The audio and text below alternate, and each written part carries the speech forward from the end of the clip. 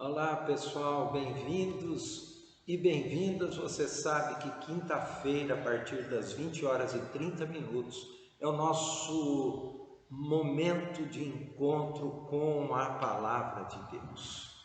Nosso sincero e fraterno agradecimento ao Eduardo e à Márcia, que nos assessoram na área técnica. Hoje, excepcionalmente, talvez também a semana que vem, nós estamos transmitindo da cidade de Rio Verde, em Goiás. Nosso tema hoje é: quando não há esperança, Deus é a esperança. 2 versículos servem de base para a nossa palavra hoje à noite. Primeiro, Jeremias 29:11. Preste atenção. Porque sou eu que conheço os planos que tenho para vocês, diz o Senhor, planos de fazê-los prosperar e não de lhes causar dano, planos de dar-lhes esperança e um futuro. Um outro texto é o que está aqui em Romanos capítulo 4, versículo 18.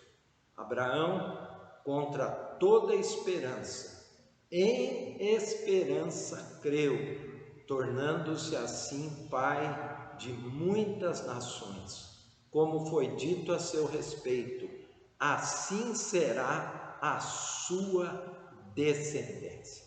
Portanto, o nosso tema hoje é: quando não há esperança, Deus é a esperança.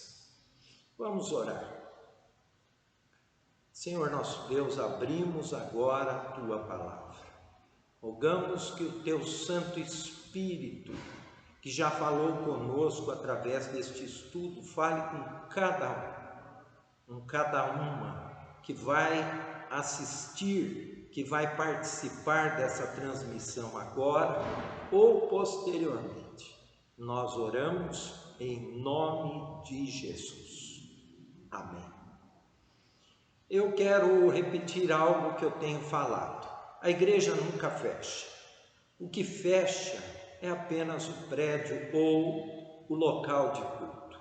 A igreja somos todos nós, discípulos do Senhor Jesus Cristo. E nós, os discípulos do Senhor Jesus Cristo, estamos em várias partes do mundo, em várias partes da cidade. Eu quero começar fazendo uma pergunta.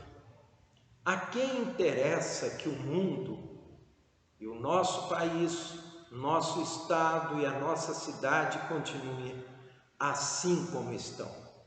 Na última terça-feira, num só dia, portanto, morreram mais de 1.700 pessoas em nosso país, vítimas da pandemia do Covid-19. 498 pessoas só no estado de São Paulo. Milhares de pessoas perderam seus empregos em razão dessa pandemia. Centenas de empresas, micros, pequenas, médias e grandes, fecharam suas portas e encerraram suas atividades. Mais de 250 mil pessoas já morreram em razão do Covid-19. A quem interessa isso? Aumentou o índice de violência doméstica, aumentou o número de suicídios. Médicos, enfermeiros e os demais funcionários estão cansados e estressados. Quem trabalha nos serviços essenciais continua arriscando suas vidas diariamente. E eu pergunto: a quem interessa isso? A maioria das escolas e faculdades estão fechadas desde março do ano passado.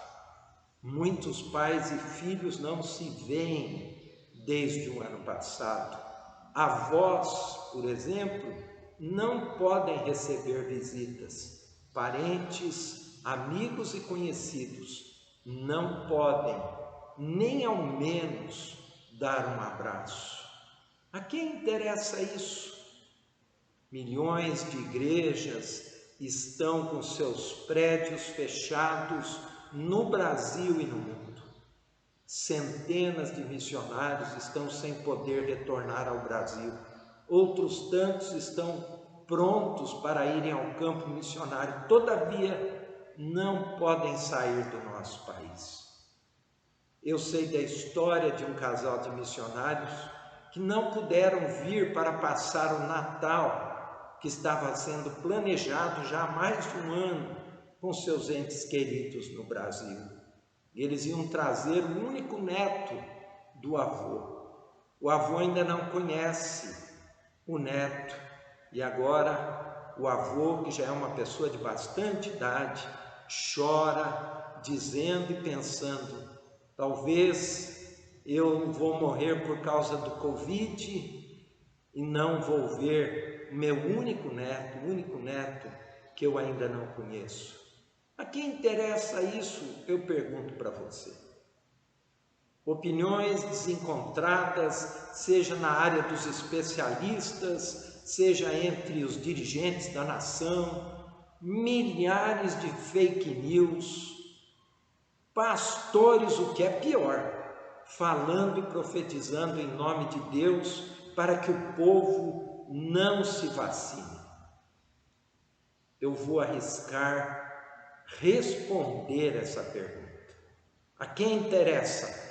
A quem interessa essa situação? Não é a Deus que tudo isso interessa, e nem ao seu povo, a verdadeira igreja de Cristo. Se não é a Deus, é aos inimigos de Deus, é ao diabo e seus anjos, é àqueles que não conhecem a Cristo Jesus, não conhecem o reino de Deus. João, o apóstolo, no seu evangelho, registrando uma palavra de Jesus, afirma: o ladrão vem somente para roubar, matar e destruir. Eu vim para que tenham vida e a tenham em abundância. João capítulo 10, versículo 10. Por que só essa vacina é do anticristo? Por que só essa vacina é da besta e do diabo? Você já se fez essa pergunta? Só para citar alguns exemplos, eu acho que a maioria de nós, quase esmagadora, já foi vacinado ou já vacinamos os nossos filhos contra a coqueluche, contra a paralisia infantil, contra a dengue, contra a febre amarela, que no século XVIII matou milhares de brasileiros, contra sarampo, contra cachumba, vacina contra a rubéola, contra a varicela e tantas outras. Nunca nenhuma dessas vacinas foi questionada. Claro, na sua época pode ter sido, mas igual o que está acontecendo contra as vacinas do Covid-19, nós nunca vivemos uma situação como essa. Qual deve ser então a nossa atitude? Quando não há esperança, Deus é a nossa esperança. O versículo de Jeremias, capítulo 29, versículo 11, foi dado, foi registrado, foi dito por Deus. É palavra dita pelo próprio Deus, como toda palavra que está registrada nas Escrituras Sagradas. Porque sou eu que conheço os planos que tenho para vocês, diz o Senhor, planos de fazê-los prosperar e não de lhes causar danos, planos de dar-lhes esperança e um futuro. Uma porção de profetas, de falsos profetas, estavam profetizando aquilo que Deus não estava dizendo. E Deus então fala pelo profeta Jeremias: olha, o que os profetas estão dizendo, que vocês vão voltar logo do cativeiro, é mentira, não sou eu que estou falando isso. Eu conheço os planos que tenho para vocês, eu tenho plano de fazê-los prosperar e não vou causar danos a vocês, apesar de vocês estarem no cativeiro. Eu tenho para vocês planos de uma esperança e de um futuro, mas vocês vão ficar muitos anos no cativeiro. Mas ali no cativeiro eu vou cuidar de vocês.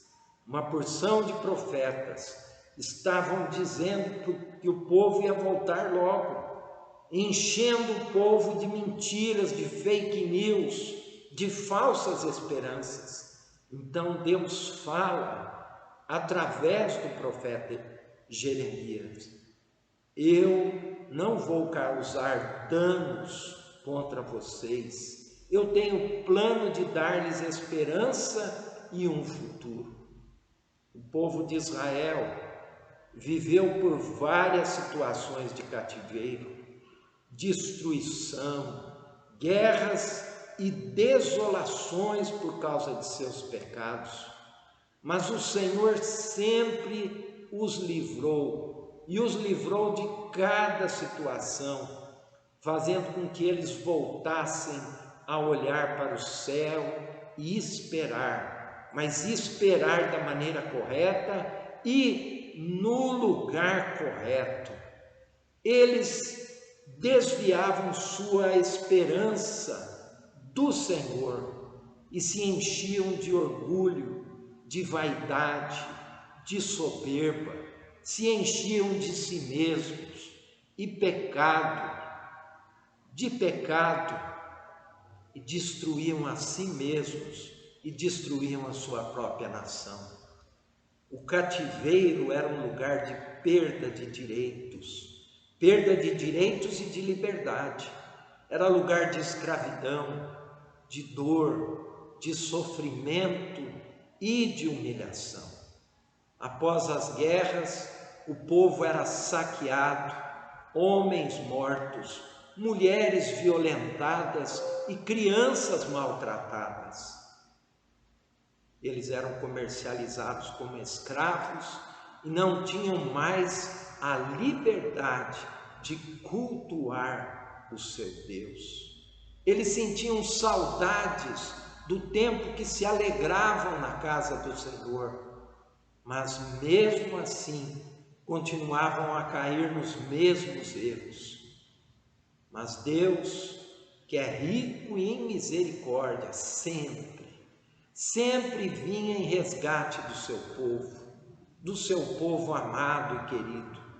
E assim como ele fez com Israel, hoje ele faz com a sua igreja através de seu Filho Jesus.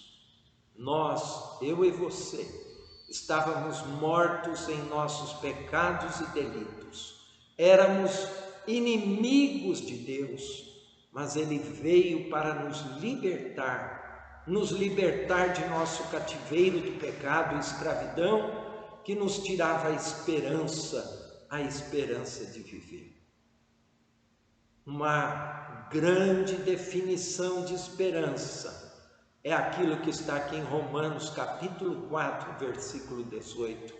Abraão, contra toda esperança, em esperança creu, tornando-se assim pai de muitas nações, como foi dito a seu respeito, assim será a sua descendência. Olha só a riqueza desse texto, que definição de fé profunda e confortadora. Abraão, contra toda esperança, em esperança creu. Então, quando não há esperança, Deus é a nossa esperança. Você se lembra, por acaso, do dia em que Deus te salvou? Daquele dia que Ele te chamou para conhecer a verdade que está em Cristo Jesus? Você se lembra do que sentiu após conhecer Jesus como seu Senhor e Salvador?